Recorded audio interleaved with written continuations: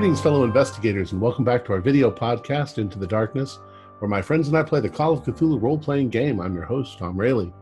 Our scenario is entitled Homecoming. It was written by Thomas McKeon, who is also our game master. This is episode 16. Thomas is going to do the recap. So without any further delay, let's continue our journey into the darkness. Thomas?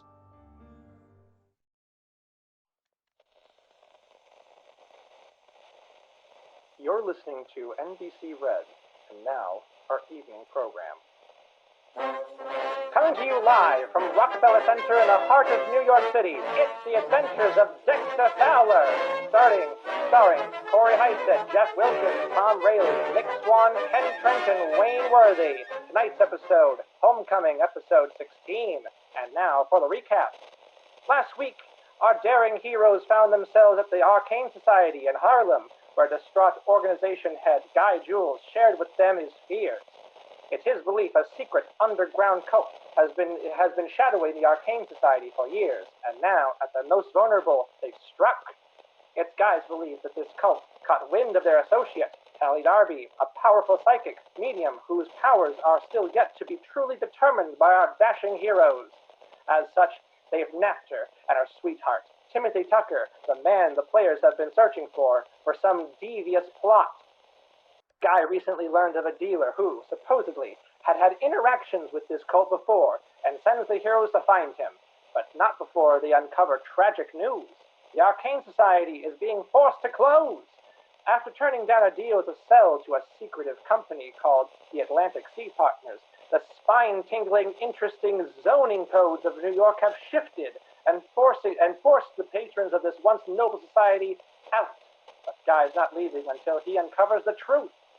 Through detective work, our heroes discover the Atlantic Sea Partners, the very group hoping to buy out the Arcane Society, is run by none other than George Fulton, the New York industrialist who's renovated Staten Island sewers free of charge, but also was seen by a woman asking about both Tally and Timothy at the times of their disappearance. Before meeting their secretive broker under Williamsburg Bridge, the heroes split up, hoping to uncover some other truths.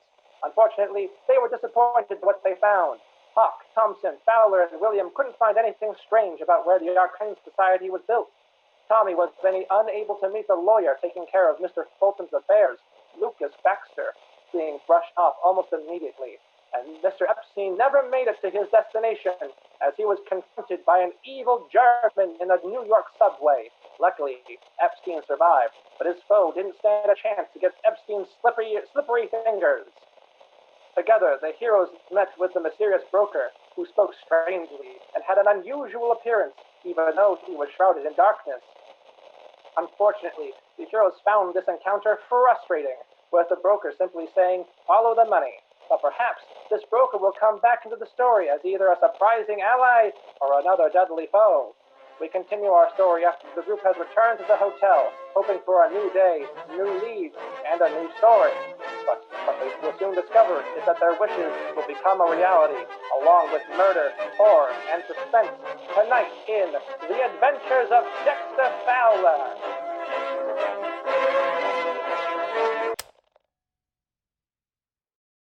So, Felix, you jolt up.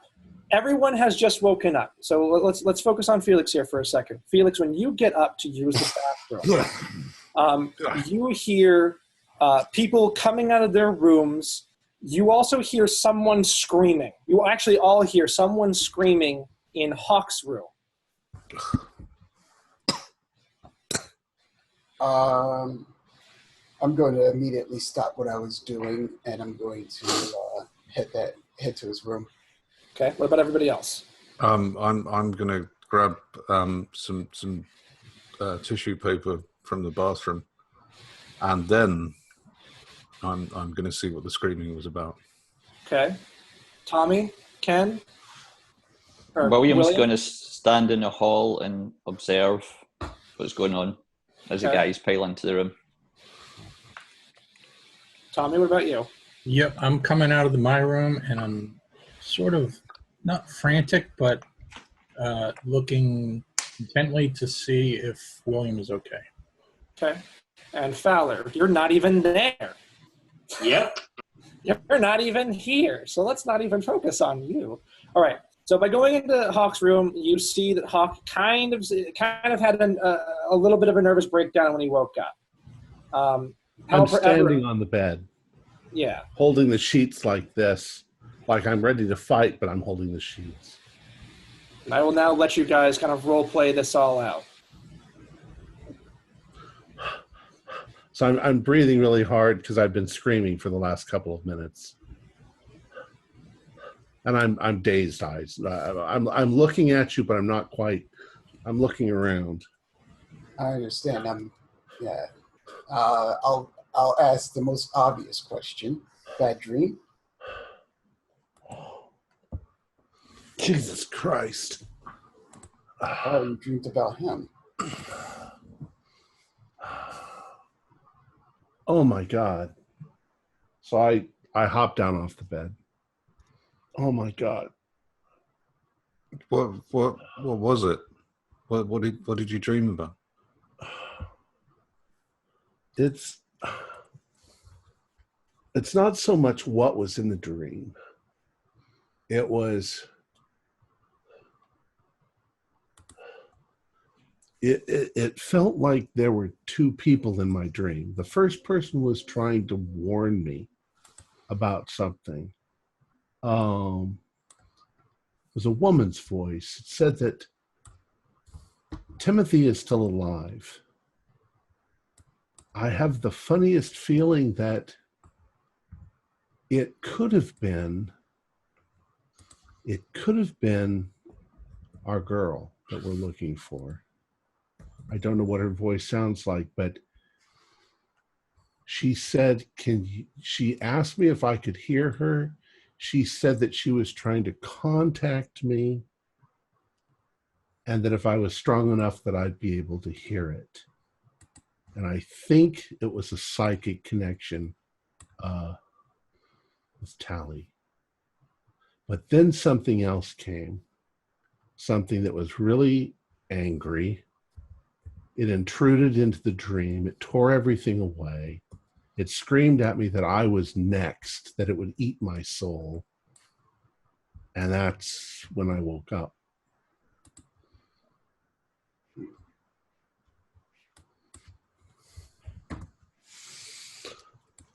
I need a drink. I really need a drink. Let's find something to drink. I mean, it'd be kind of hard for us to do. I thought these night terrors were all over with. Oh, that was the worst one I've ever had. And I could definitely empathize with Hulk right now, particularly about the night terrors. Thank you. Yeah. You had a bad dream too, Professor? Yeah, but I don't want to get into it right now. Let's Oh, come on. You might as well share your dreams. I shared my dreams. You can share yours. Something obviously is trying to get to us. I'm glad to see that William's all right, because I had a bad dream that William was not in good shape. Yeah. I had a dream that Hawk wasn't in good shape. And I wake up and I find that he isn't in good shape. So, yeah, let's just get you calmed down. And yeah, I'll I guess we set you up with some sort of drink. Were there alcoholic beverages in our Prohibition? They wouldn't be. I don't, but I mean, no, but the flask. Yeah. Oh yes, yeah. Did we all have nightmares? I did. Because I had this horrible dream about my teeth falling out and stuff. And I hate that dream. yeah, that's I mean, It's supposed to be a sign of loss of control. well, I'm just look. Given the things that have happened to us before, I mean, could this be something that someone's, I don't even know how to say it, but someone's doing to us? Yeah. I mean, that's after all that stuff in the house the other day, I mean, this is some strange stuff. What do we have for dinner? Don't they say spicy food gives you bad dreams? I think that we just have to consider that. Wait a second. She didn't just tell me that Timothy was alive. It was like hearing a radio signal, kind of scratchy, but she said 101 39th Street, 4:27 a.m.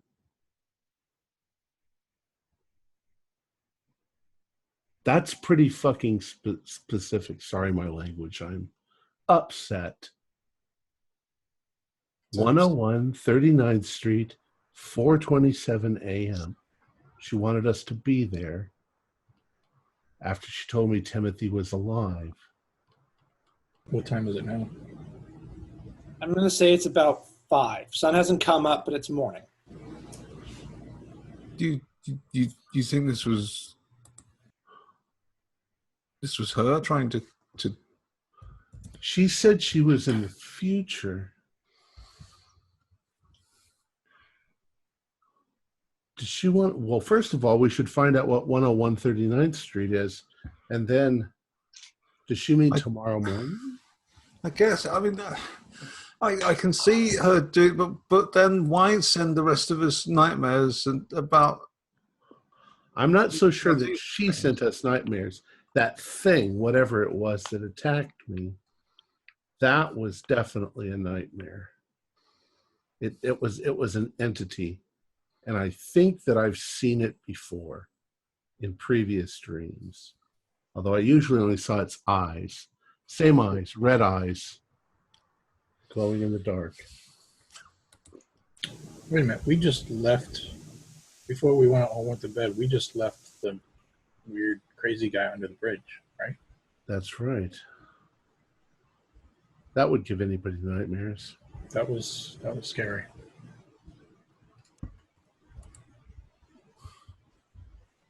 William, you're quiet. Are you okay?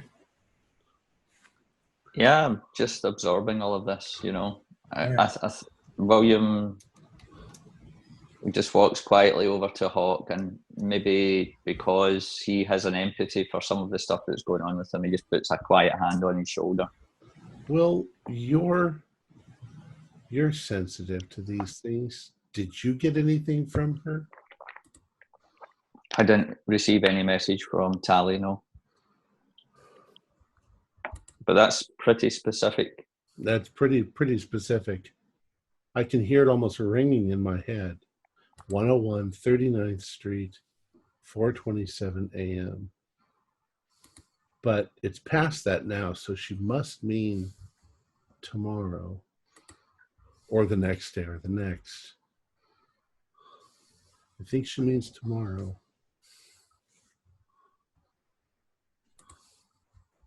Well, I don't think I can go back to sleep. Neither can I. I mean, if you want to look into it now, you could do that. Well, there's not much traffic this time of the morning. There's still traffic, but there's not much. Right. 5 a.m. Yeah, I'd rather do that than go back to bed. Stop them, she said. Be there. Stop them. Who is them? I'm sorry, little bits are coming back to me bit by bit. And that's when the phone rings. Who the hell is calling at 5 in the morning? Well, I would be startled, particularly.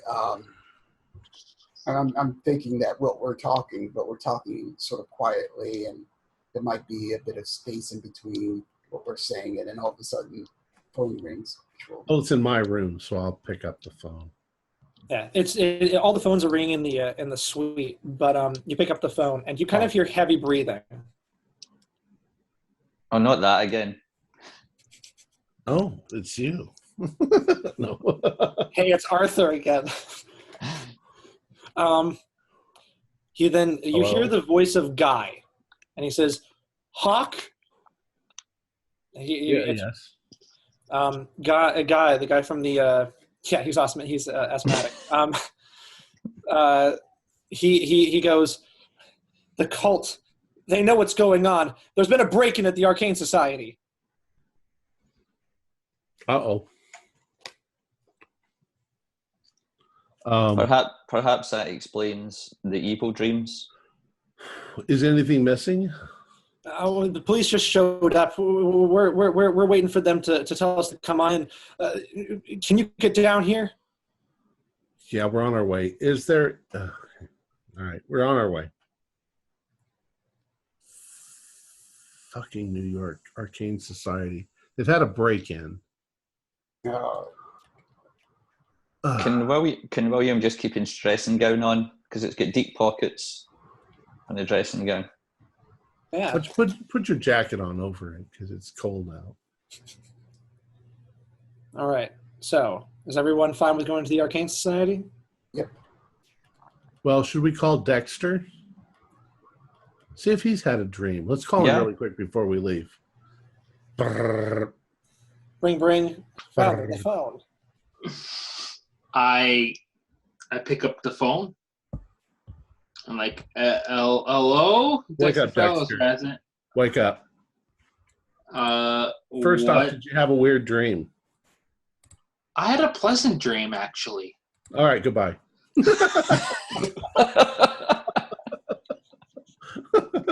You're obviously not part of this. Fuck you. No. All right, we got to go to the Arcane Society. They've had a break-in. Okay, I will. Why do you right there right away? Fowler is clearly not only tired; he's also drunk. Ah. So when the demon lord showed up in his dream, they danced, and he had a great time. And yeah, he had a pleasant dream. Okay. So we're going to jump ahead to the Arcane Society. We'll say that Fowler picked you all up. You're all in his car. It's a huge car. Okay. All right. So as big as a whale. It's as big as a whale. When you guys arrive, you can see that police are already on scene. 3 cars. They're taking statements, looking around. So you see somebody open my door? There's no doors. There's not 18 doors. There's not a sliding door. So out on the sidewalk, you see Kaus, Kim, and Guy. If you don't remember who they are, that's fine. It's been 2 weeks. No, not that Kaus guy again. They've been... That guy's a schmuck. They're being talked to by police, by one officer. Down the block a little bit, you can also see that there are 3 other people being questioned by 2 officers.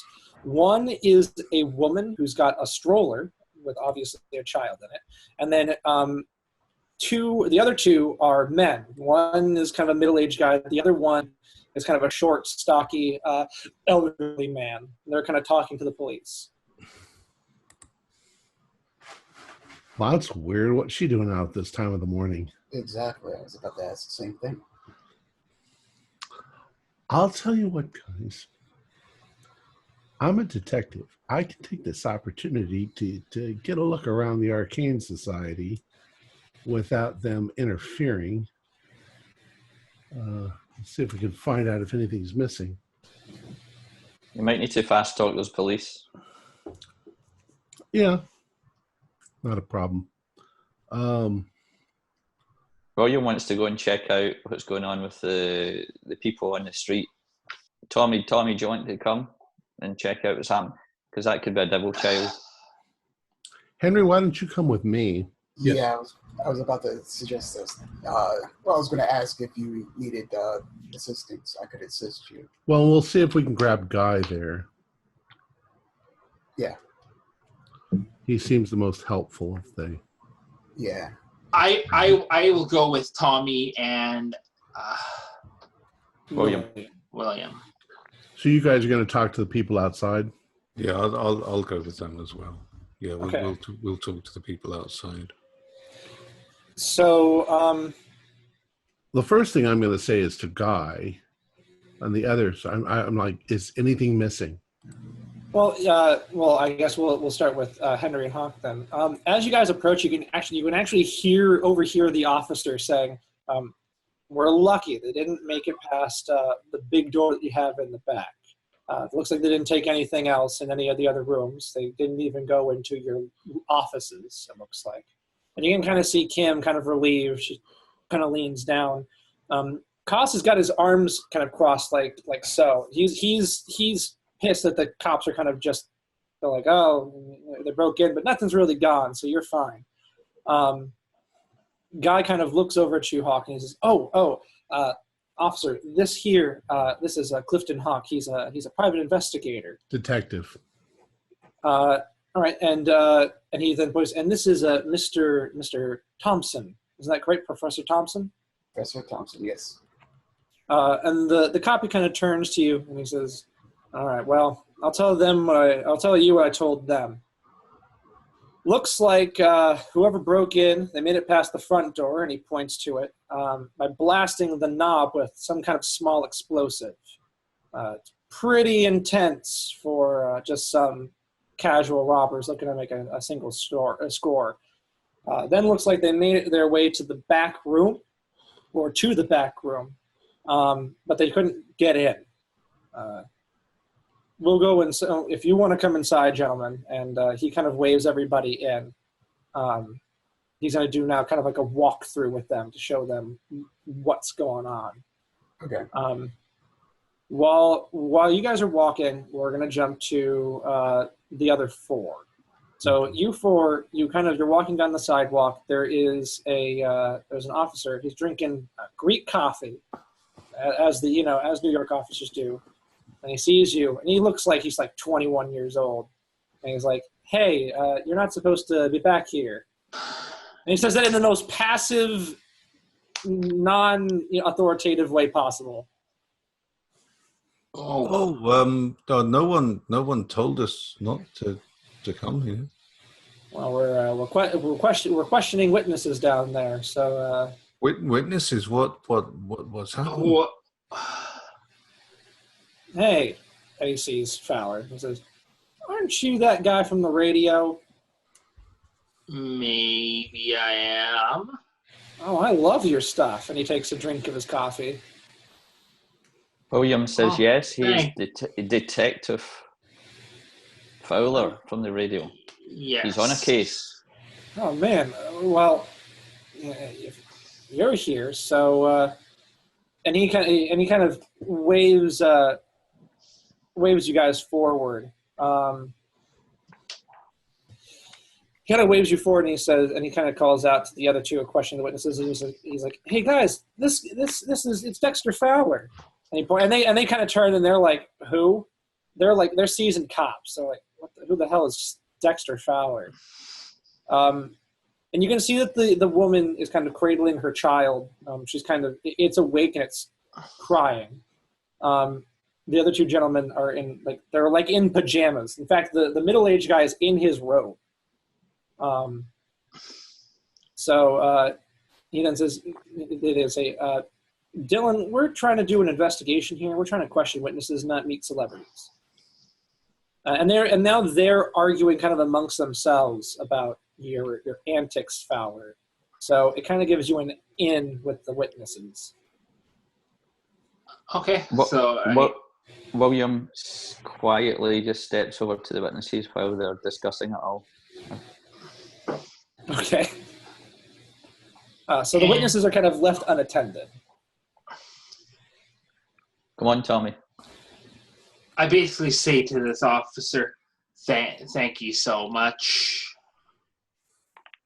And I'll mention, my show next kind of thing. Mm-hmm. Mention my show, and then I kind of go on Sure, and they're kind of just they're kind of just like, what the fuck, what do you think you're doing? They're not stopping you, but they're just like, what the hell do you think you're doing? So they're not going to pull you away from the witnesses. So you've got the two gentlemen, and then you've got the woman kind of off to the side. Whoever's closer, the gentleman or the woman, I'll turn to and say, what happened? Are you all right? Wow, it is really windy outside. Wow, even I heard that. That scared me. Okay. Weather blows. I know. Ha ha ha. All right, we'll say that you're talking to the, we'll say the woman's off kind of to the side. We'll say the two gentlemen. The older man, he's speaking a language, and he's speaking very quickly. He's doing a lot of hand gestures. It's clearly Italian. And the middle-aged man is saying, I don't know what you're saying. And he's like, I don't know what you're saying, Lorenzo. I don't know what you're trying to say. And the middle-aged man, he turns to you and says, are you police? Not exactly. We're helping with the investigation. Detective. Fowler just says detective. He then says, he then holds out a hand and says, name's Gary Johnson. And he kind of nods and said, this is my neighbor Lorenzo. Hopefully you're more helpful than these schmucks. And he kind of points to the police who are arguing amongst themselves about Dexter. Says, friend here, he can't speak English, so they just won't take our statements, even though he literally saw the men that drove away. What can you describe the people that ran away? I didn't see him. I heard a sound. It sounded like a gunshot or something like that. So I got dressed and I went outside. And when I did, I saw Lorenzo. He was outside too, coming back from somewhere. Maybe he was taking out the trash. I don't know. I can't understand him. As Lorenzo was walking across the street, this blue sedan shot around the corner right over here and nearly hit him. Lorenzo, he smacked the car. And he started shouting at him, and that's when the guy on the passenger side, he rolled down the window and shouted at him, and eventually he pulled out a gun. And Lorenzo, he took a step back, and they just drove right down the street. I just saw him around the corner. And Lorenzo, he's looking at, I'm going to say Felix. He's looking at you, Felix, and there's a very pleading look, and he just keeps saying the same thing over. Is, I took 1 year of Italian. I can't say what he's trying to say. But he keeps going like this, and he keeps saying the same thing over and over again. Well, what is it? What does he keep saying over and over again? Yeah, I don't know. Mangia. Buongiorno. It is buongiorno because it's morning. Oh my God, we're gonna get thrown off the internet. I don't speak Italian. The only phrase in Italian I know is "crempe alla gambe." Spaghetti. My apologies to all of the Italians out there.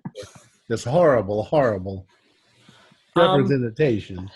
Don't handle the fruit. William takes out his little notepad. Oh, no, that's great. He always carries with him.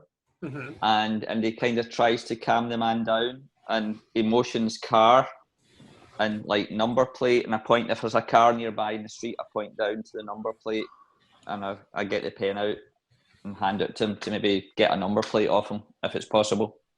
Okay, give me 1 second. I'm going to pass this on to Hawk and Thompson. We're going to jump back to you in here just a moment. So go ahead and read that. But okay. So Lorenzo then grabs you, William. I keep calling you Ken because your fucking thing says Ken. Sorry. He grabs you. It's fine. He grabs you, William. He grabs you by the sleeve, and he begins walking you down the sidewalk. And Gary is just like, I don't know what he's doing. I just go with the flow. Okay. Yeah, the old man, he's kind of tugging at you and grabbing at your shirt and just kept saying the same thing. The same thing over and over and over again. Does he look like he's taking me somewhere, or is he just kind of... It does. It looks like it's guided. Okay. Right, I just go with the flow and see where he's going. What about everybody else? Gary is kind of walking with Lorenzo. Lorenzo's an old man, and he's their neighbors, so he's going to go with him. What about the other two? The woman and the baby are just kind of standing there waiting for the cops to come back and talk to her. Well, I shall walk over to them. Okay. Begin questioning the baby. No, I'll begin questioning the woman. What about you, Fowler? Where are you going? See what happened? I will follow the Italians. Okay, the Italians. It's the Italian job. Okay. Thomas, right. Did you say you sent me something? I did. I think I did. I want to say I did in chat. Oh, I see that, but I'm not in that group right now. So. You're not in that group, and you're not in the group chat. No, I mean I'm not with them. I'm in the house. I know. I'm jumping back to you. Okay. I'm jumping back to you right now. Okay, so you guys enter into the Arcane Society. Okay. And go ahead, Hawk. Looks like you're gonna say something. So, Guy, have you looked through here? Do you know if anything is missing? He kind of shrugs and says, "This is the first time I've gone through here." And the officer, he begins pointing at the different wings, and says, "As you can see, this wing and this wing have been completely untouched. They went to your offices and they opened the main door, but they didn't go through. They didn't go through anything. They just kind of looked inside." This is very perplexing. Now, Guy, this is like the second time you've been broken into, isn't it? You were broken into back in December last year. He then kind of looks at you strangely and it says, "I believe I heard that the Arkham one was broken into." Oh, is that what you wrote me? Yes. Oh. It's okay. Sorry. I'll correct Hawk, and I'll say it was the Arkham branch, not this one. Oh. Nothing was stolen there. I don't believe there was anything stolen from there. Well, I'm not sure that they would tell us if there was.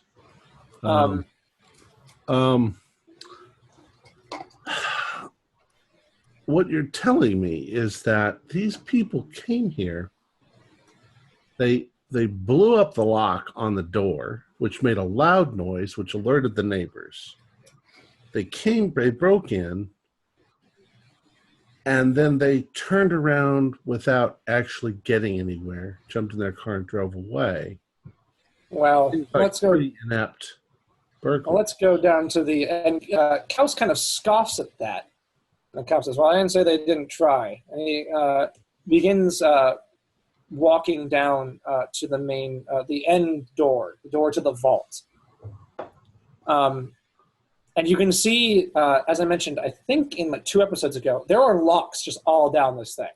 Mm-hmm. And you can see that they tried. They're huge locks. They tried blasting them, but they wouldn't give.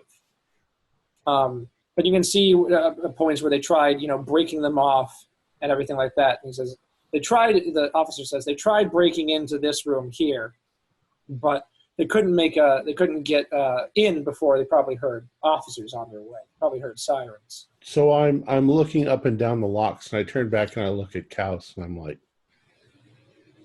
the officer then turns and says, "Can we open this up, please?" And Kaus kind of scoffs and says, "What for?" The officer says, "To make sure nothing was stolen." They may have. We'll make sure the society will make sure that nothing was stolen. There's some sensitive, top secret national security stuff in here that we keep for the government.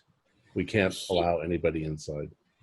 He stares at you for a moment and says, "I don't know what you're doing here, civilian, but I just need these doors open. I just need them to go through and make sure everything is fine." I'm a member of this society. I'm sorry.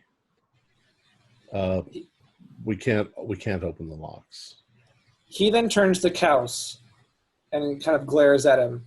Kaus looks back at you, looks at him, and he just shakes his head and grabs the key ring from his pocket.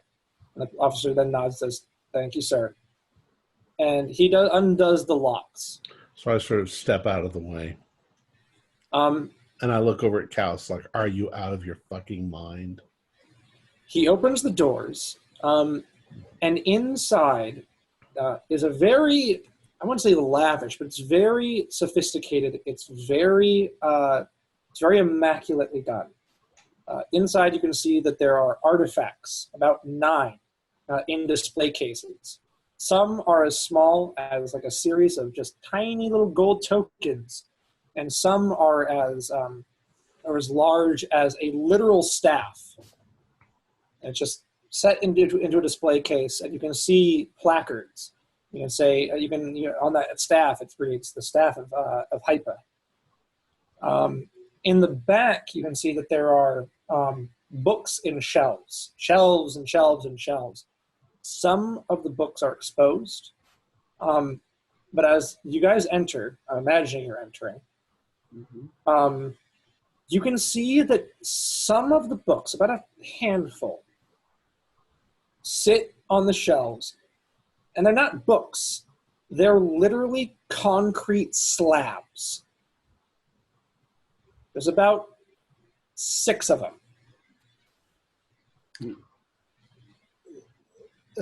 Give me a better description of what you're talking about. They look like books? They look, well, they're about the shape of a book, but they're smooth concrete slabs. Like stone tablets. Kind of, but they're very clearly concrete. They're smooth, and you can see chalk drawings on them, symbols and sigils all over them. Well, I'm looking around at everything and making a mental picture of it, but I'm also occasionally glancing over at Klaus like, what are you doing? The officer, he kind of just stands there, and he just holds out his hand and says, "Take an inventory and make sure that everything's here." And you can see that that Guy and Kim and Klaus, they kind of begin going over everything, making sure nothing's been touched. It would be very obvious if something were moved. Everything was very in its place here. But you see that Klaus basically immediately goes to the books, and he counts 1, 2, 3, 4, 5, 6. And he's counting the concrete slabs. And he just breathes a sigh of relief. And he goes over to Guy, and he nods, and he says, "They're here." And Guy kind of shrugs and says, "If they couldn't get through the locks, then I'm sure that everything is here." And Costa then says, "You're overhearing all of this." He says, "We need better security. If goons like that," and Guy then very, in a very hushed tone says, "It wasn't goons. It was the cult. I know it was. When we brought them in, they began looking into things, and all of a sudden we get a break-in. It's too coincidental." Hawk, Thompson, what are you guys doing? Are we able to hear him say that?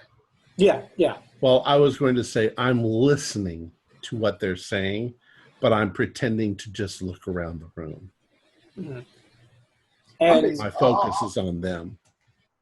I'll follow Hawk's lead. I'm not going to, if he doesn't say anything, I won't. But yeah, I'll listen as well. And Kim then approaches the officer and says, "Everything seems to be fine." And the officer then says, "Wonderful. Get some new locks for that front door. Call us if anything else happens. Whoever did the locks on these doors, give him a fucking gold medal." And he just walks away. And then Kim, when the man leaves, Kim then also goes 1, 2, 3, 4, 5, 6. Just to make sure. Guy and Kaus, the conversation at that point kind of ends with Kaus just kind of being like, "There's no cult. It was obviously just a bunch of goons trying to get in, and they didn't see anything valuable in here. Of course, it's something going to be valuable behind the door with 12 locks. So they tried getting in there, but it didn't work. Guy, on the other hand, is pretty adamant that this was the cult. Kim then approaches you two, and says, "Thank you for coming. Obviously, we expected it to be a lot worse than it actually is." Well, I'd say that your lock's held. I wouldn't have let the police in here to see any of this, but... She then kind of raises an eyebrow. Why do you say that? Why would you? These are artifacts, are they not? She then kind of gives you a look and says, well, it's not like a patronizing look, but it's just kind of like, she's dealt with this with Guy before, and she says, not everyone is out to steal valuables. Some people like you just do want to help.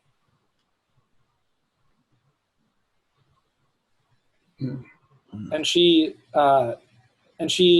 looks at the tablets and she says, it could have been worse. There's a couple of questions. If as soon as everything calms down, would you mind if we have a conference, all of us together?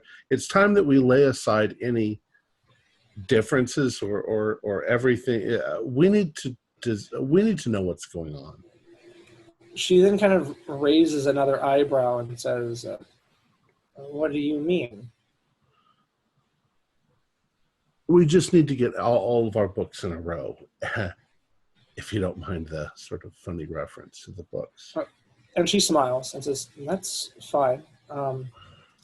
We're more than, I'm sure that the other two would be more than willing to talk to you after this. If I ask you about the tablets. And she nods and says, you're members, we trust you. These are the most dangerous artifacts in our possession. First, Guy sends the book to Tally, who translates the most mundane pages for research sake. But then she wards the object. She places wards on the cover. Then it's passed on to Kaus, who takes the book, places it into a reinforced steel lockbox, which he then sets into concrete. And then finally, Kaus takes chalk with wards that Tally's provided, and he draws them on, making it very and then you hear Kaus then say, making it very difficult for anyone to take a concrete slab out of here without breaking it. That's a very interesting choice. He then nods and says, if Guy believes that these books have some kind of draw, then I'm fine with giving Tally the ability to ward it and giving me these wards. But honestly, putting it in concrete is the smartest decision possible. They need to bring sledgehammers or drag a 200-pound concrete slab out of here, down those hallways and into a car. I'd make one additional thing. I'd stack them in the corner of the room over there and set something on top of them so that they don't even know that they're books. He then kind of waves his hand and says, no one's even in here. In fact, those dullards asked me to open this door is irrelevant. Mr. Kaus, there is something very, very odd going on in New York. I think that we need to level with you and tell you everything that we know so far and see if we can pool our information. And he kind of rolls his eyes and just walks away and just goes, pfft. Like, he's accepting of it, but he doesn't believe that this cult thing is a real thing. He's more worried about, we're about to lose all of this. I turn to Kim and I'm like, he's rather dismissive of possible threats, don't you think? She then kind of looks at you and says, when you deal with Guy, you'd understand. Guy and you can see you can see Guy walking out with Kaus. She says, Guy is a little obsessive. Well, and a little bit paranoid. That's not a bad thing. Paranoia is actually healthy. She then kind of smiles at both of you very timidly and says, not when it just destroys you and everything. It's why we didn't sell. He was afraid that the people who are trying to buy this out are cult members and that the books won't be safe in anybody else's hands but ours. It's ludicrous. Well, there may be other things going on here that we need to discuss. In any case, I can see that you've got things in hand here. We'll have to replace those locks. We need to collect our friends, see what they're up to. They're probably talking to the people outside. But the one question that keeps sticking in my mind is why on earth would these criminals blow open the lock on the front door? And cause people to wonder what the noise was, when they could have just as easily picked the lock or done something along that line. Perhaps they tried picking the lock and it wasn't so easy for them. Yeah, but then what do? Pull explosives out of your pocket? You have explosives because you intended to use explosives. So she then shrugs and says, I don't know. And now we're going to jump back to the others. Right. Okay, others. So, Felix, I'm just going to say this right now. What you gather from the woman is pretty mundane and pretty simple. She is the one that initially called the cops. She was walking her baby because it was early in the morning, and the baby wouldn't stop crying. So she put it in the stroller, trying to walk around the block, trying to tire it out. When she saw men running into the building, called the cops, waited around a corner until the cops arrived, and that's it. That's pretty mundane story. She's just the initial person who called the cops. I see. Can she describe the men she saw?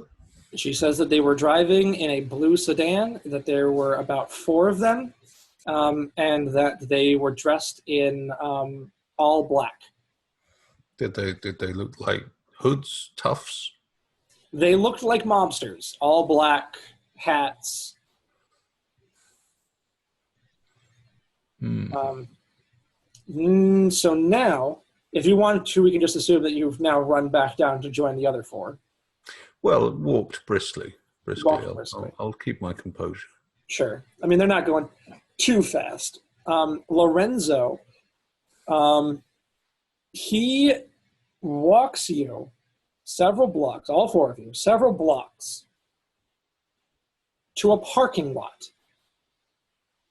And he claps his hands and he points and he says the same thing he's been saying, but this time in just like a more concrete fashion. And what he points to is the blue sedan. He saw it turn the corner and pull into the parking lot. Wow. Let's go and check it out before the cops come. Yeah, let's go check it out. Gary, as you guys kind of make your way forward, Gary kind of stands there and he's like, should we go get the cops or something? No. Not yet. They kind of stand there and Lorenzo's just like making these exaggerated, like, I told you so. Like, it was in the parking lot. I saw it go down the street and into the parking lot. I was saying parking lot. Sorry, my Italian is not that. Well, he doesn't say that in English. He's just like, that's clearly what he's making reference to. It's like, I knew where it was. No one would listen to me because I only speak Italian. William turns to Dexter and says, Mr. Detective, this is your thing. Let's check it out. Yeah, let's go check it out. Okay. So getting into the car, pretty easy because there's no passenger side window. It looks like it's been busted out, which is pretty obvious. There are bits of glass all over the passenger floor. No. Okay. I'm gonna go around. I want to do kind of like a initial kind of circle check kind of thing. See if there's any like dinks or dents or dings. Yeah, that seems relatively in good condition. I look underneath the vehicle, see if there's like anybody. No one hiding out underneath the car. And I don't know. I will attempt to try and open up the trunk. I'll go. Yeah, you open up the trunk, spare tire, car, like it's all there. Like nothing. Nothing out of the ordinary. Nothing out of the ordinary around the car, but you haven't looked inside. I know. That's what I'm gonna do next. Is I'm gonna look inside the car next. Look over. What is everyone else doing? As Dexter's kind of looking under the car, looking in the trunk. What is everyone else looking at? I'm going to keep an eye out for any men dressed in black who look like mobsters. Okay. Just because the last thing I want is for someone to sneak up on us while he's looking in their car. William's just standing, peering in the window into the car. Okay. What about you, Tommy? I'm going to be looking around to see why they would park in the parking lot. If there's somewhere they would have escaped to, like anything that looks, quote, mobby. If that makes any sense. Okay. Tommy and Felix, give me spot hiddens. Fowler's going to look in the car, so he doesn't see this. Go ahead, Tommy and Felix. 14. I made it by 1. Okay. Oh. Well, you both made it. Hard. It would have been an extreme, but I was one away from an extreme. Spend it. Okay. Let's see. Okay. You see, kind of sparsely laid out, from the passenger door, a trail of glass shards. Maybe they got stuck to someone's leg or on their shoe, but you can see that there's a small trail. There's like these little glints. And if you were to follow them, kind of just if you look where they go, now that you've kind of spotted the line, they lead into the subway station down the street. Oh. Well, perhaps we'd be better off following that. I guess if they've made a run for the subway station, the chances are they've dumped this car. It was probably stolen. Yeah, it's very obvious that this was pre-planned. Can we tell, unless this is what Dexter's going to look at, but can we tell whether or not the glass looks like it was busted in or busted out? It was busted in. Busted in. So Fowler, you're looking into the car. So let's do that really quick. So cigarette butts all over the car. They're all over. And there's even a pack that's been crumpled up and it's been thrown in the back. And grabbing it, you read Ogden's Cigarettes. That's the brand. The brand that you've never heard of. They're obviously from out of town. I never heard of this, so. Yeah, they're not Camel. They're not Marlboro. This is, you've never heard of this brand of cigarettes. Yeah. Or seen this. It's like a little robin. I will keep the, I'll put it in my pocket. It might be useful. Okay. As you're putting it in your pocket, as you're kind of leaning out, you see that in the tray, and this is all pretty obvious. The car has been cleaned significantly, other than the glass.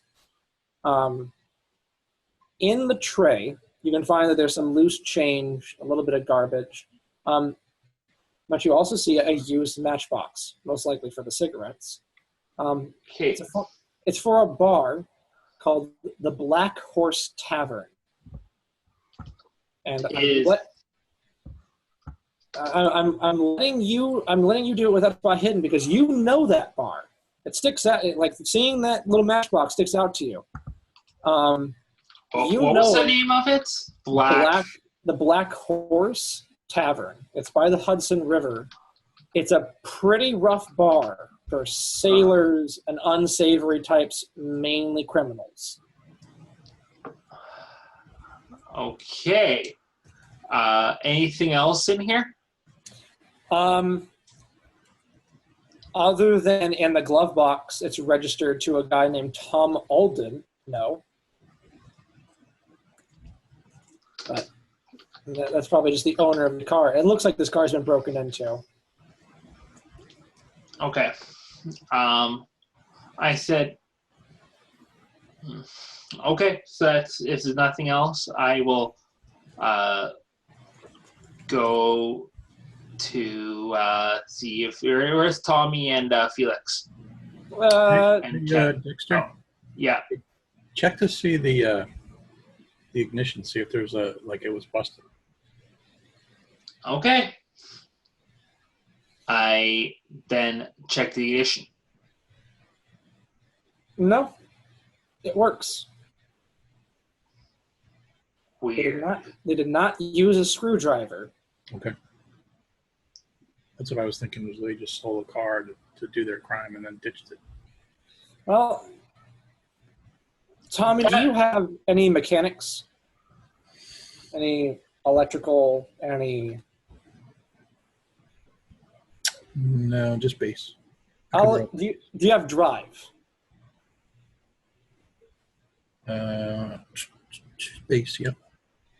We'll just give it. You don't need to use the screwdriver to to make the car run. You just, all you need to do is just set the primer and it goes. So maybe they didn't need a screwdriver. Maybe they were smart enough to get underneath, get to the wires, spark it, tie it off, put it back.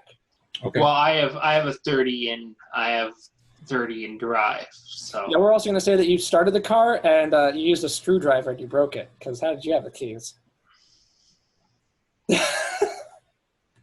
Yeah. It's okay. It was for the greater good. You needed to know if it started. But yeah, no, that's all that's here. We could let the officers know it's here now. We've had a look. Yeah.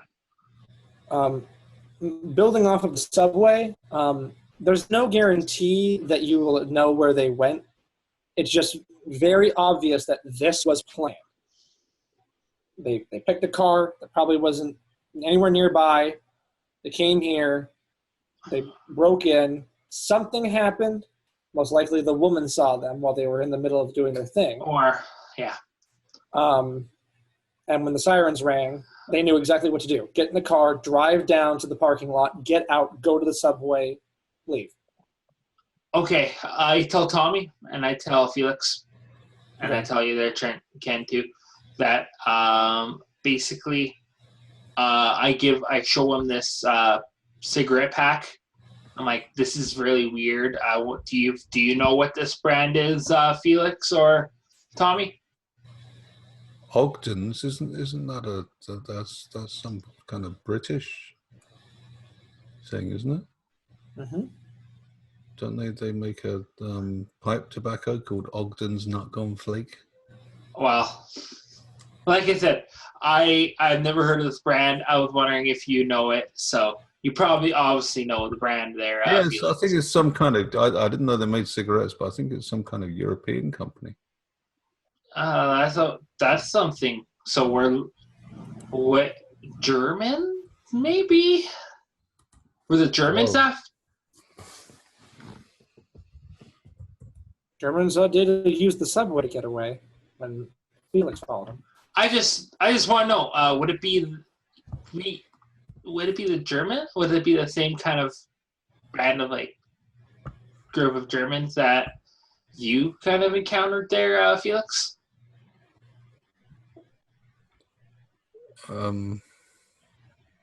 I'm just going to put my hand in my pocket and feel the large, heavy object that's in my pocket, and look back at him and say, "Yeah, I guess, yeah, it could be." Okay, and I also show them the match in the Black Horse Tavern. Well, we're gonna, since we started a little bit late, we're gonna jump ahead, if I may. Police are done. They've left. They've repoed the car. They're gonna alert the owner that you found his stolen car. In fact, it was actually reported missing a day ago. So, Can I ask one more question? yes, you may, my friend. The woman that was watching all this unfold while she was waiting for the police, could she give us a rough estimate, like a time? Did they blew the lock, they ran in, how long were they inside for? She says that they came with a bag. One tried undoing the lock. One then pushed him aside, reached into the bag, took something out, put it in the lock, boom, smoke. They then took the bag, rushed inside. She called the cops, came back to that same corner, so probably about 5 minutes. Sirens. So in the course of about 10 minutes, so not particularly long. Okay. And did she see them leave? She saw them go in. She saw them come out. Could she tell if the bag had something in it? There was definitely something in the bag. Okay. So, okay, interesting. Okay. It was a smaller bag. It wasn't like a big duffel. It was a smaller bag that was slung up on one shoulder, and he kind of brought it down. He reached in.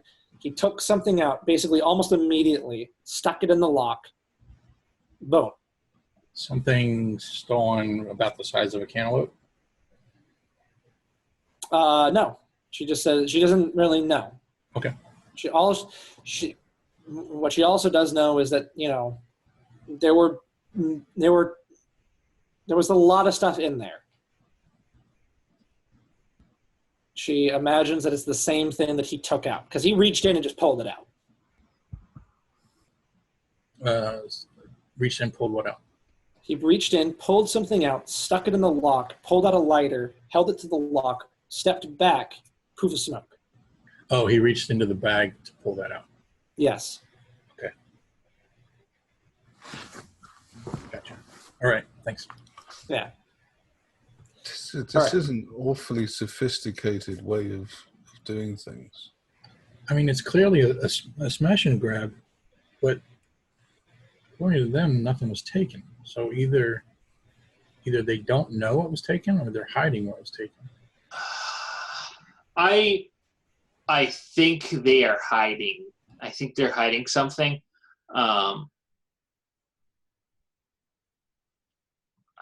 It seems really weird. Well, we're going to jump ahead. Police have done their thing. What does everybody want to do? We're back in the group. We've got several leads. We've got the George Fulton lead, because you have his address. You've got the address given to Hawk in his dream. What else, my friends? I would say, if we're putting ideas out there, I would be interested in checking on this address from Hawk's dreams. Well, the dream said 4:27 in the morning, so we should find the place first, and then see what it means. And then we were gonna, spend the rest of the day looking up what was his name? Fulton? Fulton, yeah. Actually, you know where he is, because you got his address from the Hall of Records. All right. So it's pretty easy to find him. But yeah, so you guys want to head to the location? Well, no, because we got to have breakfast. That's a good idea. But I think what we're going to do is drive past. No, wait.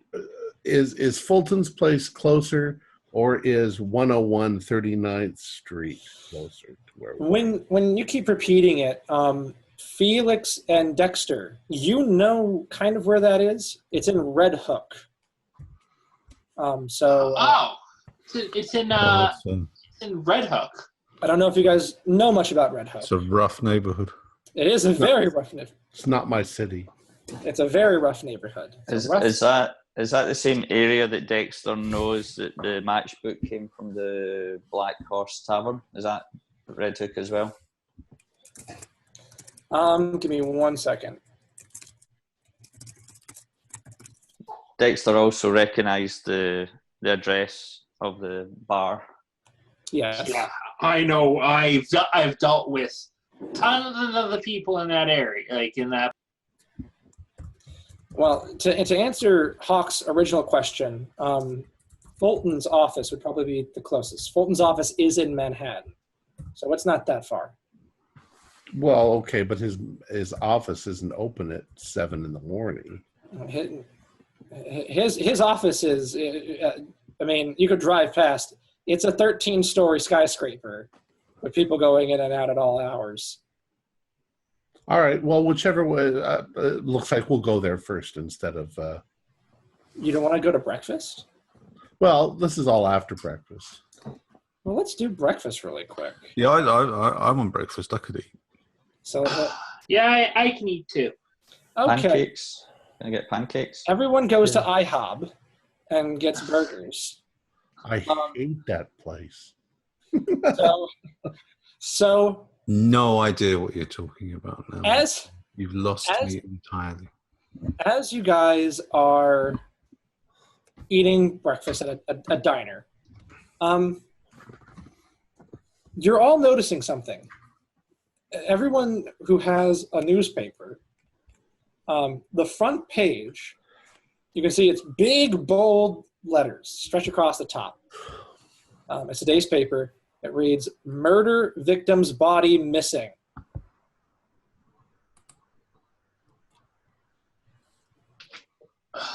What's all this about then? I'll have a look, I think. Let's grab a newspaper. Yeah, I was about to say I grab a newspaper. If there's none here, I go outside, grab one from the. Sure. All right. Well, whoever it is. We're gonna have Felix do it. So go ahead. Murder victim's body missing, April the 11th, 1931. New York, New York. Police and citizens of Manhattan Borough left both confused and worried after a shocking robbery was committed sometime between 10 p.m. April 10th and 7 a.m. this morning. The burglars, whose motives and identities remain a mystery to police investigators assigned to the case, apparently, according to police officials, managed to break inside the New York Chief Medical Examination Building completely undetected by security and personnel on site. No sign of forced entry was found, and security employees are baffled that a crime was committed right under their noses. However, while the break-in itself leaves some stunned, it's what the robbers stole which has the people terrified. The body of one Harrison Giles, a former administrator with the city planner's office, was reported missing by senior staff with the medical examiner's office. Examiner Burton was tasked with performing a posthumous autopsy on the body to assist in the ongoing murder investigation of Harrison Giles when he discovered the body missing. Police were then called to the office, as well as a small team of state investigators who denied commenting on Mr. Giles and his murder's possible connection to the Seabury investigation.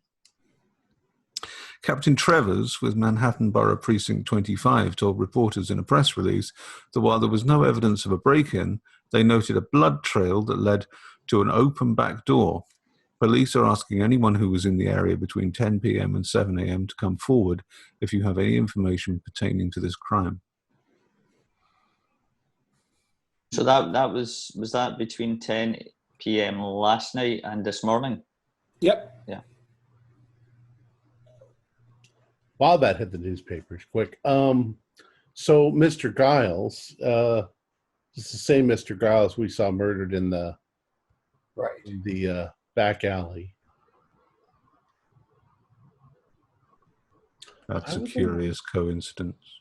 Why would they want his body? And see, now I'm quite paranoid, because if somebody was trying to break into the Arcane Society, we've seen some pretty weird shit. And I'm thinking, what if there is something that the Arcane Society possesses?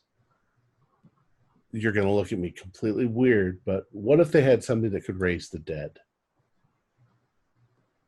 And their purpose is to steal Giles's body and raise it from the dead for some purpose, information. Wow, I have lost. I really need some more pancakes. You know, based off of what we've encountered and what we've seen over the years, I wouldn't put it past them. I'm pretty much open to anything happening. So don't. I mean, you could toss out these ideas. Might sound crazy to the others, but it's the ravings of a man who hasn't had enough pancakes. Oh my God! I'll have a few more pancakes. By eating 16 pancakes, you've regained 4 sanity. No. We found the magic fruit. You found it. Fuck psychoanalyze pancakes. Okay. So yeah. So Does anyone want another one of these Thorazine pancakes? So what now? You want to go to Fulton's? No, but I'll have a little more LSD coffee. Yeah. Just high as fuck. actually, I think it's Actually, should we do sanity rolls? You can, yeah, By sure, go putting ahead. Those two horrible things together. A lot of the sanity rolls I'm going to leave kind of up to you because I don't want to restrict your characters. All right. Like, well, I got a 7, so you've seen plenty of bodies, so I don't want to be like a sanity roll every time you see a body. I'm going to make a sanity roll, but not necessarily because of what was in the paper. More because I got very anxious about something that I thought was going to be in the paper, but wasn't. Yeah. Go ahead. Oh, and that's a fail. I'm going to Rightly a so. sanity roll because I've never seen someone eat 16 pancakes before. That's a good, but he's better. So maybe just eat 16 pancakes and you'll feel fine. Counteract it. It's going to put me into a sugar coma. It's the rule. It's the rule of excess. See, if you eat 15 pancakes, you just get bloated. But if you go that one, or if you eat 16, then it's like you've had a small meal, and you feel very relaxed and satisfied. That's what it is. Okay. It's like when you drive at 130 miles an hour. Anything under 130, you've got absolutely no control at all. But when you hit 130, it's like cruising at 20. Try it. How does that relate to pancakes again? Sorry, I missed that. If you eat 16, it's the perfect number. 15 Okay, makes you feel bloated, but 16, perfect. I'm making a sanity roll just because of the events in the past few. You don't understand. 16, 4 times 4. 4 is the perfect number. 4 pancakes times 4 pancakes equals 16. 16 is therefore 4 perfect. wheels. 4 wheels on the car. Four At 130 wheels miles per hour. on my wagon. 4 sides of a cube. Because Yeah, but it's 6. four is a very unlucky number in Japan. Okay. I just take a swig of my coffee and start walking towards the bar. I failed my sanity roll, so you want to give me on. 2 sanity points. I apparently ate too much of those yummy, delicious pancakes or something like that. Having a Thorazine overdose. It's the Szechuan sauce. All right. So. I'm trying to get a game-related question in at this point. Okay. Oh, okay. Go ahead. Give me a game-related question. Let's go. Okay. Thank you. You're welcome. Only if it involves pancakes, Jeff. Sorry, it doesn't. Could I do... I don't know if my character would know this or not, but I'm wondering... I don't know. Dead men don't bleed. Would my character know that, or do you want me to roll for that? First aid? That's just common sense. I'd say you just say it out loud. Is that considered common sense? Yeah, it's common sense. So maybe. He would have been dead for hours. Well, isn't it a coincidence so that the break-in happened on the same night? So maybe it wasn't blood from the body. Hasn't it been a couple of days? That wouldn't work. Or was it No, it would have been. It's only been 2 days. However, if you remember, the back of his skull was caved in. You could make the argument that what they're saying is a blood trail was bits of sinew. And we're just coming off. If you're going to go with he rose from the dead angle, you got 2 angles. Guy was injured in the robbery, or bits and pieces of sinew. It's really your options. Which could go with the pancakes, which means it all wraps up. Illuminati confirmed. I don't know. Maybe we're reading too much into this, and we should just go investigate Fulton. Maybe. Let's go and see Mr. Fulton. Okay. Wait. I had this problem when I went to see the lawyer. Okay. I walked in and I basically met this lawyer guy, and I didn't know what to say. Does anybody have any idea what we're going to say to Fulton's when we get there? What are we looking for? Or are we just going to go? I'm fine if we go. I'm just curious. Does anybody have any ideas? Well, let's see what we're trying to find out. We're trying to locate. Do we think that Mr. Fulton is possibly a dangerous character somehow involved in this, and that he's looking for Tally because he wants to harm her and Timothy? That means that we have to be more careful. Well,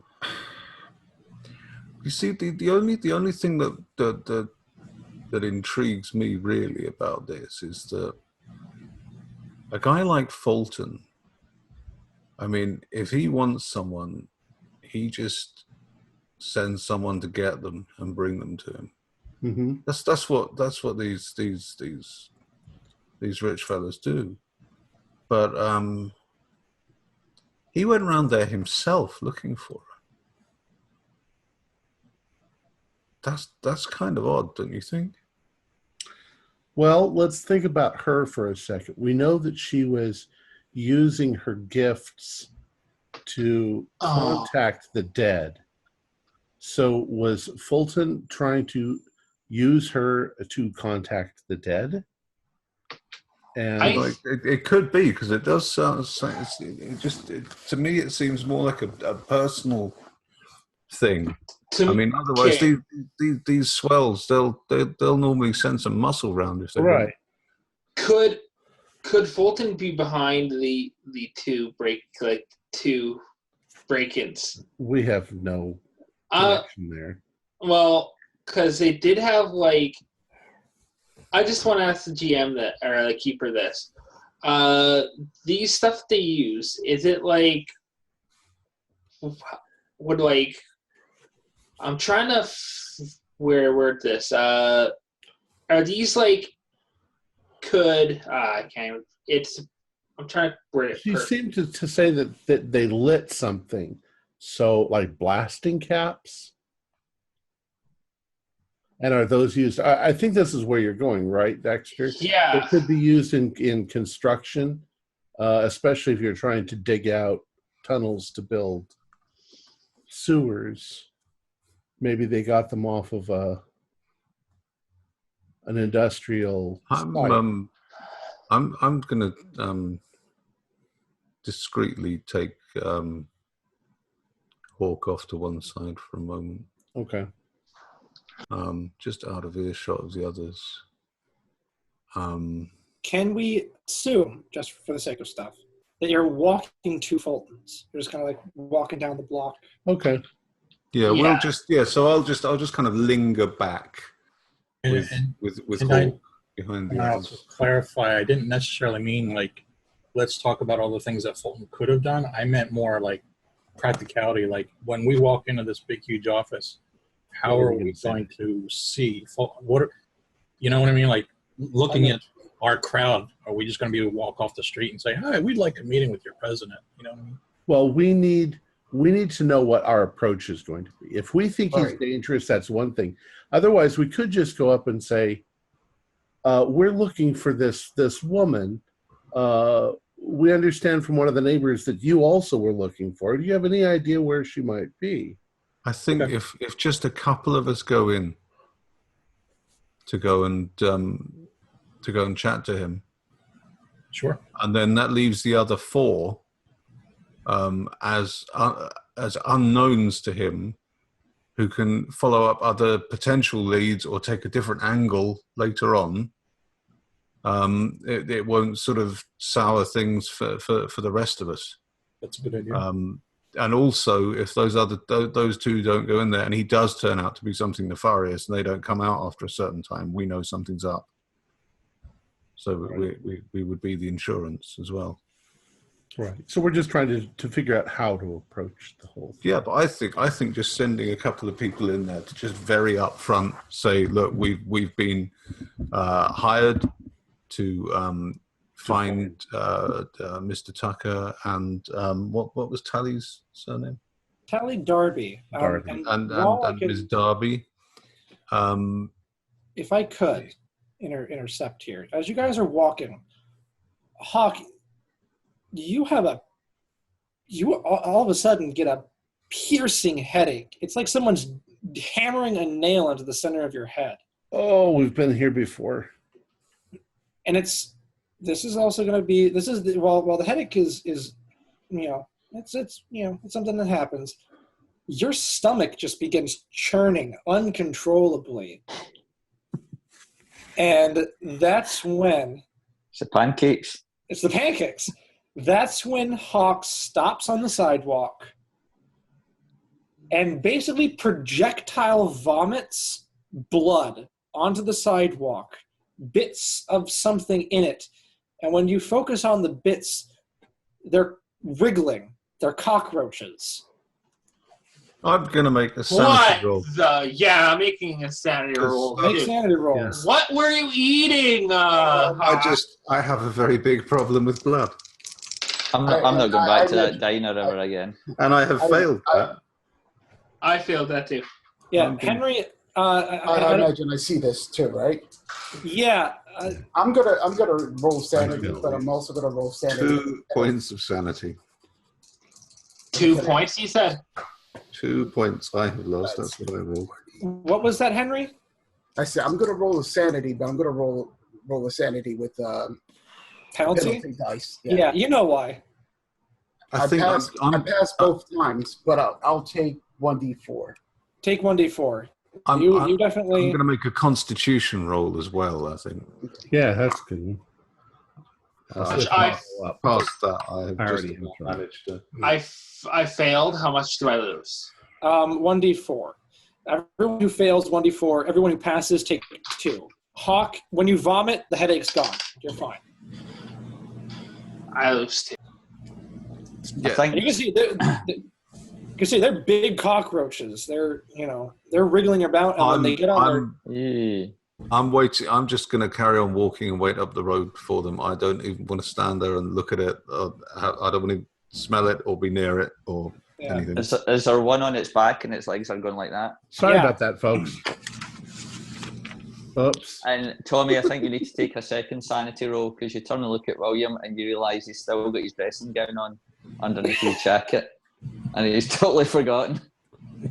I have to say that there's something supernatural going on here because I really don't remember eating cockroaches. And Henry, you were going to say something. You remember those dates I gave you last night? Oh. Well.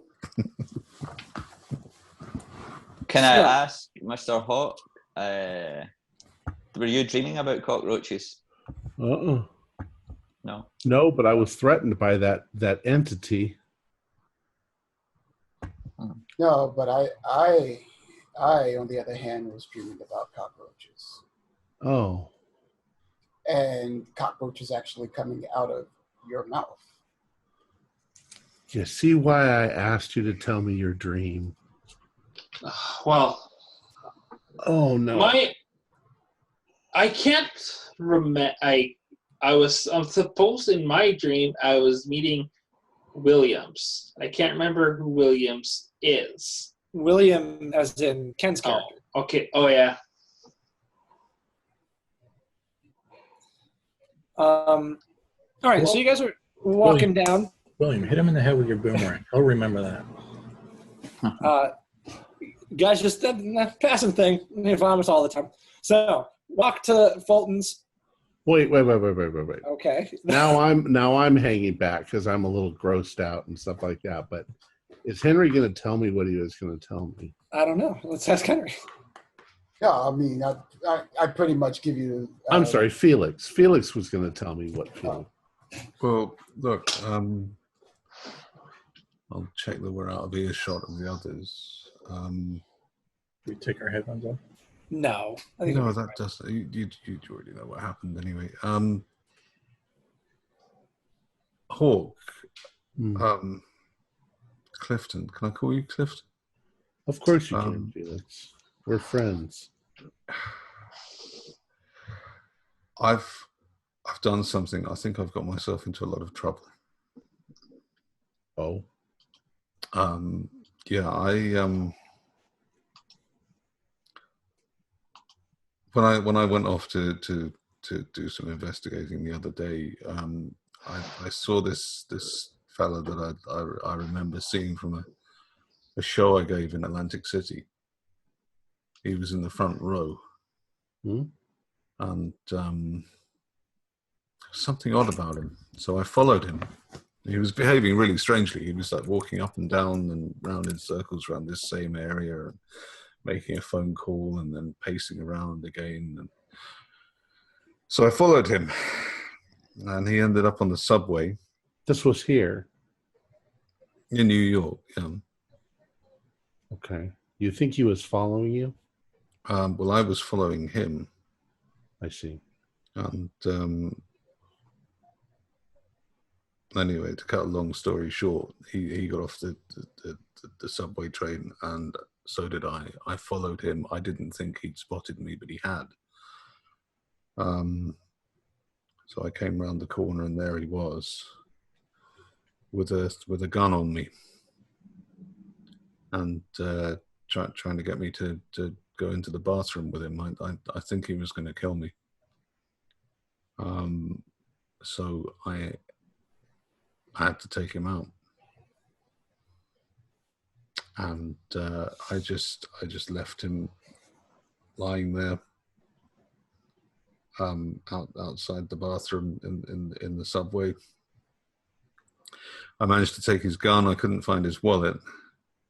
There were people coming behind me. The police were there. I just kind of walked out and just hoped for the best. And I put my arms sort of around him. I said, "Did he say anything to you?" Well, I know he was German. Oh. And he seemed to think that I knew something about him, which I didn't. I followed him because he looked familiar, and then he was behaving oddly.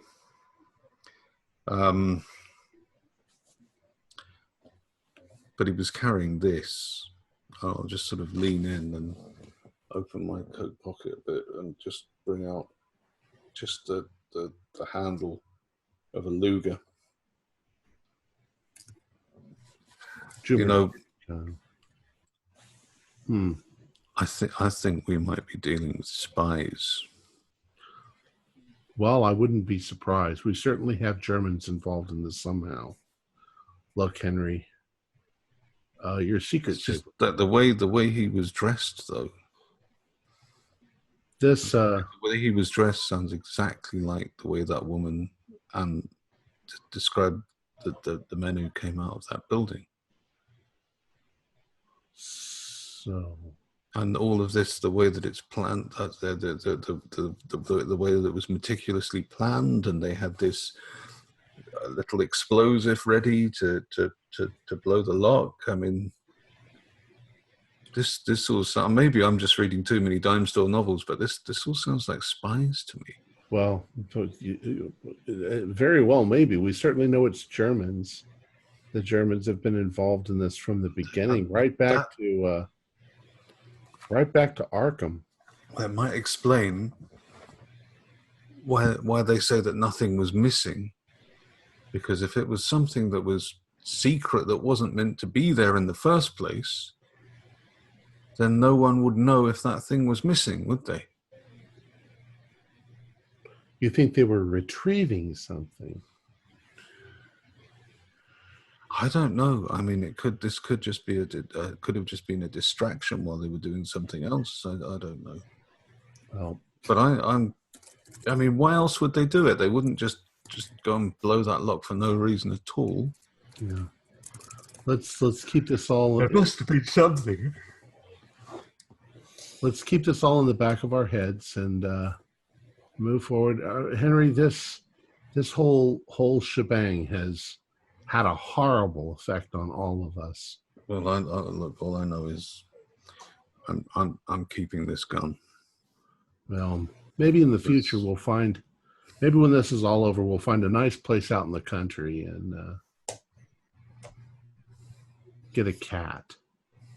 Well, we're going to say that you're at Fulton's. Love the role play. I want to get to Fulton before we end. All right. Okay, who's going to go in and do this then? Yeah, I need to know who's going in because we're gonna bust in and you're gonna talk to him. Well, I'll stay in the lobby. You always stay in the lobby. Well, I mean, if we're playing the whole, if you're going to be up front, in my opinion, the two private eyes should go in. Yeah, that's probably true. That seems the best idea. Yeah, I can go up there. Or one anyway. One. The real private eye and the actor. Yeah, I'm the actor. All right. Well, shall we go up, Dexter? Yeah. We'll just wait down here in the foyer for you, and I'll read one of these. Yeah, let's go. One of these magazines. Oh, Weird Tales. I wonder what that's about. So, all right. It's about pigs because they have weird tails. All right. So, you guys enter into the lobby, and one of the very first things that you're struck by is just the sheer level of this skyscraper. It's very modern. Very modern.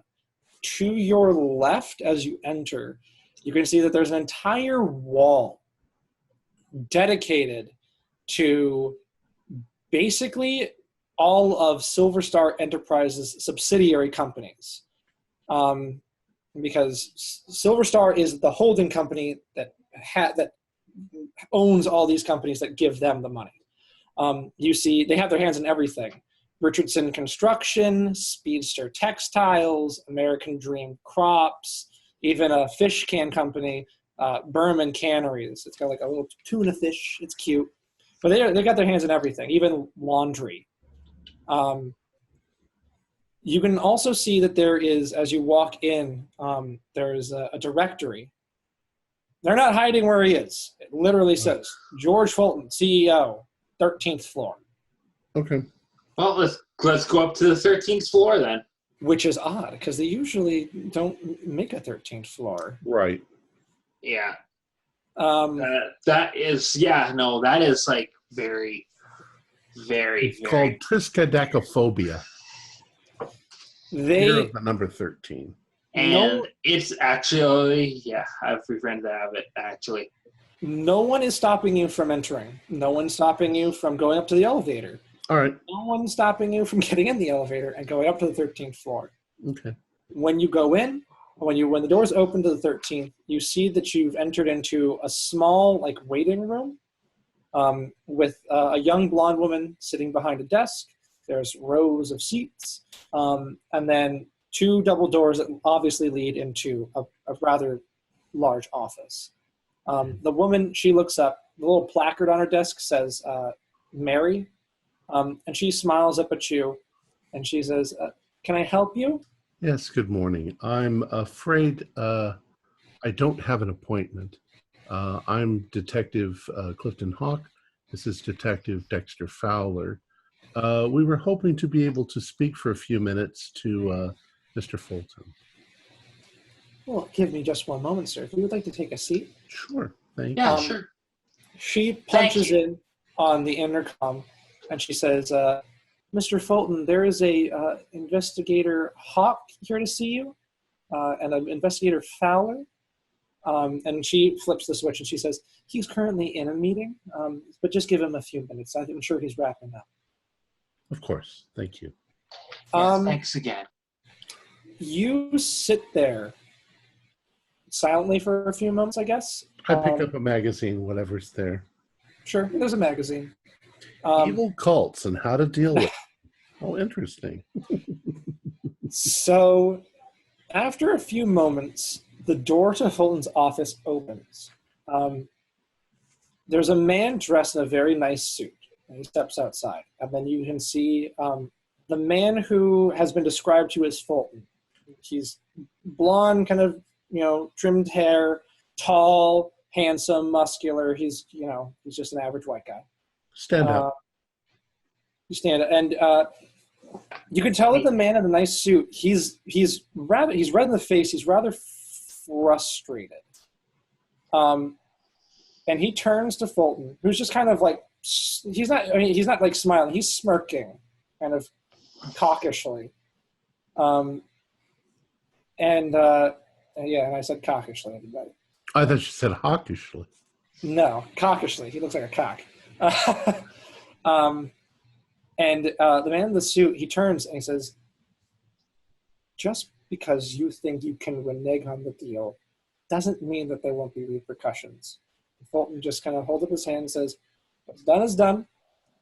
If your boss could offer me something better, I'd hold my end of the bargain, but unfortunately he can't. And he kind of shrugs. The man then leans in. Give me a roll, Hawk and Fowler. Listen roll. 19. My lesson is 55. So I got better than half. Hard. Okay. What about you, Fowler? You're muted, Fowler. Yeah, I know I'm muted. I was just quickly checking here. My listen, I do not make it, actually. I don't make it. So, Hawk, you hear the man lean in and mutter, this isn't over. You people can't and won't fuck with us. He turns around and he leaves. Fulton then kind of, he that smirk is on his face, and he turns and he smiles at you and says, hello, George Fulton. And he holds a hand out. Mr. Fulton, very glad to meet you. Very glad to meet you. And your name is? My name is Clifton Hawk. This is Dexter Fowler. I do know Mr. Fowler. He's all over the city. Yes, he is. I believe I know you from his program. Why don't you come inside? Well, of course, it's an actor who plays me on the radio, but... Oh, well, with what Mr. Fowler's having you do on that show, I'm sure it is. I'm sure it's all fictional. And he kind of smiles and he says, why don't we step into my office, gentlemen? All right. Yeah, that's... You have a beautiful building. And he says, well, thank you. 13 floors, overlooks the city. Actually, St. Patrick's Cathedral is just right down the block. And you step inside. It's a beautiful office. He's got a view of the whole city, basically. I mean, everything that's not towering above him. 13 floors isn't that big. Quick question to the GM. Is it Star Enterprises? Yeah, it's Silver Star Enterprises. Silver Star. Okay. He points to two kind of leather lounge chairs that are sitting in front of his desk, which is very big. Papers are all over it. And he doesn't sit. He kind of like props himself up against the table, and he's kind of standing over you. Well, he's not standing. He's like I said, he's kind of sitting at on the desk, crosses his arms casually. And he says, "So, investigators, what can I do for you?" Well, we have been investigating. We were hired by a private family. We are looking for a gentleman named Timothy Tucker. He worked for the planning office over at City Hall. That's right. He's been missing for a number of days, and we're following up leads. One of those leads is a woman named Tally Darby. Wow. I was going to say, you say Timothy Tucker, and I think I've heard that name before, and then you say he's from the City Planners Committee. I think I remember reading about him disappearing. Mm-hmm. And he kind of chuckles to himself, and he kind of leans back. He says, it's funny if you think about it. First, this Timothy guy, then Harrison Giles is murdered. And now, if I read correctly, too, William Converse from that office is missing, too. I think I read that one. Odd. Who knew there'd be so much drama surrounding that boring office? Well, there's a rather major investigation going on there that we don't have anything at all to do with. No. And he nods. The place is locked down tighter than I won't say anything foul. And he smiles and he says, "Well, thank you on my behalf." And who's the second name? You said Tally Darby? Tally Darby. And what connection does my company have with this Tally Darby or this Timothy Tucker? Well, sir, one of our first lines of investigation was to question all of the neighbors in the neighborhood. And according to my notes, and I pull out my little thing, you were actually seen on the block by a Mrs. whatever her name was. Dorothy Campbell, yeah. Dorothy Campbell. And you were, in fact, looking for Miss Tally Darby. So I was wondering what that connection means. How do you know Miss Darby?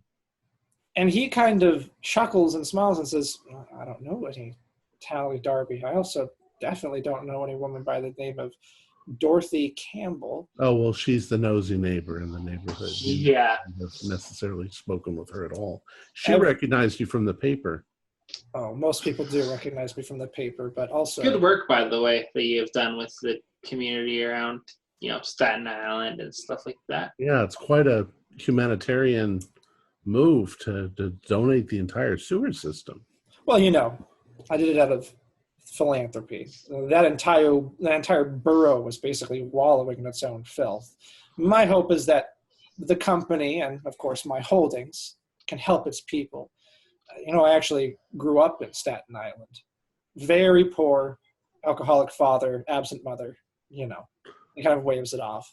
Well, we also noticed that another connection that we've made so far is that Miss Darby had been working for a number of gentlemen who live at, and I give them the address of the Arcane Society. And when you say that address, he nods and says, "Now them I know." And he kind of smiles and says, "Well, I had no idea that they were at all in cahoots. I have no idea that first of all, like I said, I don't know a Tally Darby. But as for the Arcane Society, I have communicated with them. I offered Guy quite a bit of money for that plot of land. We're planning on bulldozing that area so that we can build the company headquarters. Right now, it's my manor at Lake Welch, but that's a drive for the other partners. I want something based here. I see. Yeah, I'm fully aware of the Arcane Society. I'm also aware that the dilettantes from the former era once called it home, but hard times and all. Yeah, it's an old, Yeah. antiquated sort of thing that's dying out in this age. That's Yeah. what I. Well, that's why I offered them so much money. So you have no idea of where this Miss Darby might be. She has a direct connection to Mr. Tucker, and we want to speak with her. Unfortunately, no. When did she go missing? A few, like, I would say about a few days, a week. It was About 2 weeks ago yeah, there we go. was the last time anybody saw her. Well, honestly, I've been in Pittsburgh since about March 17th. I'm visiting a business partner of mine, Vernon Hurst. We're currently in the process of building a coal mine in Pennsylvania. If you'd like, and he turns to a phone, because I'd be more than welcome to give Vernon a call and let you speak with him. Oh, that's not necessary. No, I don't. Yeah, it's not that bad of a. Are you sure? I could always also give you a receipt for the car service I used. Well, he smiles like during this whole conversation. You can see he's smiling very. Well, can I do a psychology roll? But he's already made a few oral mistakes by. Well, let's say that the oral mistakes were by me, but his smile is very cunning. Okay. Yeah, you don't need to roll. Like he's smiling like this. He's obviously being clever. But yes. He's also hiding something serious. He is definitely. You can gather that he is being clever. He is being very clever, especially with him saying, "I can give you all these things conveniently." Mm-hmm. Sure. He then says, "Well, I hate to have bothered you. I was hoping that these are all leads that we have to follow as detectives. If you hear anything more, would you mind contacting me?" And I give him my card. When he says, "Well, I'd like to talk to you about the Arcane Society." Well, we don't really know that much about them, only that they were tied. We've asked them if they know where she was, and they have no idea. Well, it's a shame that that guy turned down my initial offer. But then again, he's a bit of a loon. Which was actually a very generous offer, by the way. Well, of course, when he turned it down, I rescinded it, just, hoping that eventually the property would become available. Well, it very well might. And he kind of raises his eyebrows while maintaining the smile and says, "Is that right?" Yes. And he says, "It's simply the nature of things in New York. I'm sure you understand, Mr. Fowler." And he smiles. Well, I know all about this, It's just business. I by the way, do you have anything to do with that thing about putting ski resorts on the tops of some of the buildings? It's golf courses. Golf course. That's what it was. I was wondering how they were going to do the skiing. That seemed rather big. He's smiling. However, Mary rings in and she says, "Mr. Fulton, you have a call." And he presses the button down and says, "I'll take it in here." He picks it. You're sitting right in front of him. He picks it up. Mm-hmm. And says, "This is Fulton." "Reggie, you're here for the number, huh?" And he grabs a piece of paper, a legal pad, and kind of folds it up. He says, "The number is SF.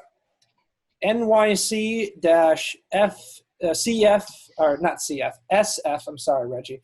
SFC 1991.901. You got that? Do you need the address?" I'll give you a call back.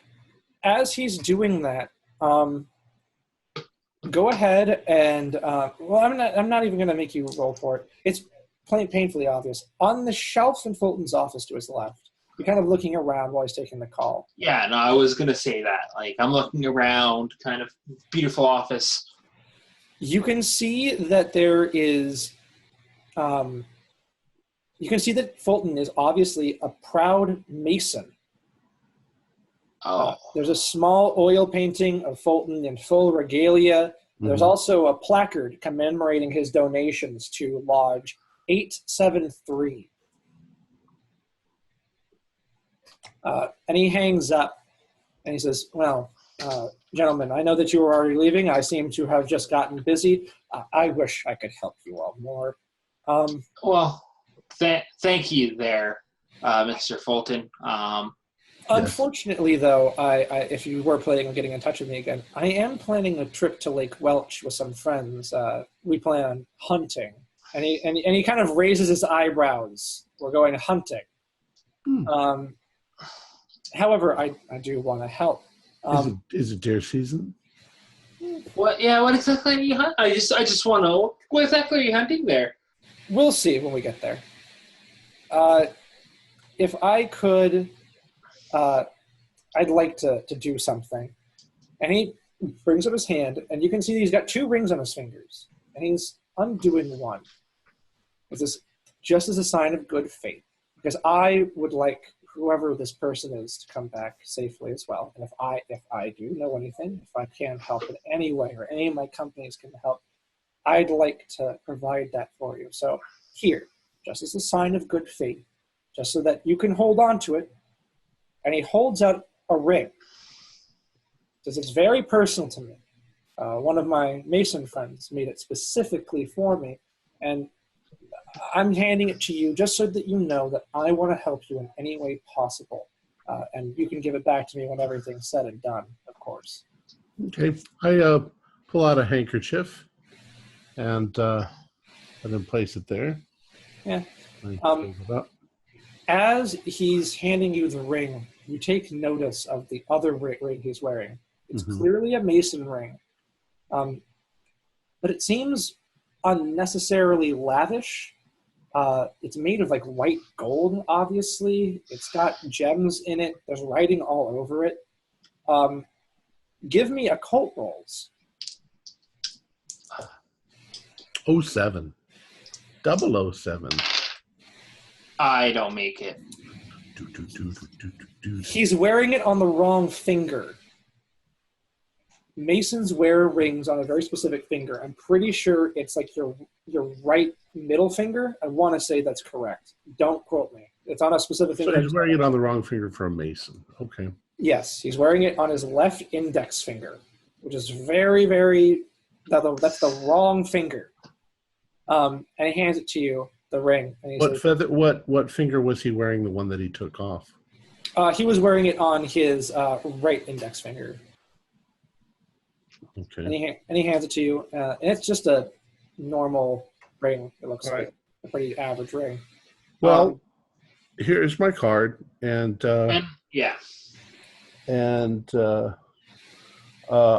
between you and me, I think that the Arcane Society is planning on moving.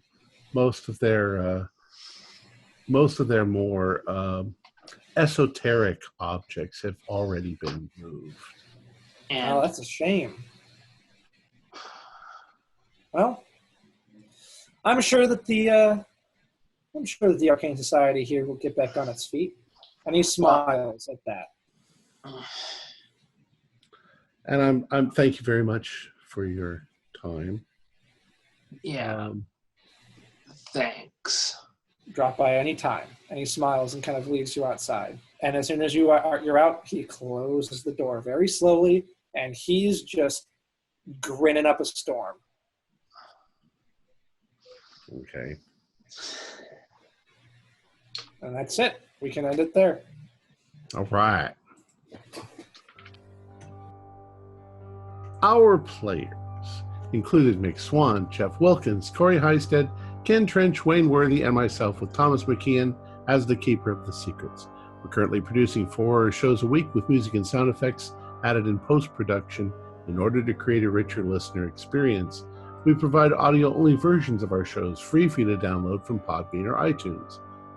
We have some announcements about our patrons. Lauren Eason has increased his pledge to $20 a month. Wow.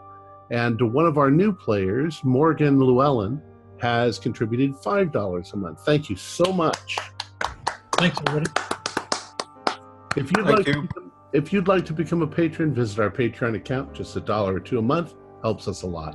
Like, share, and subscribe to our channel, and punch that bell icon for updates on our latest shows, and leave us some comments. We love reading them.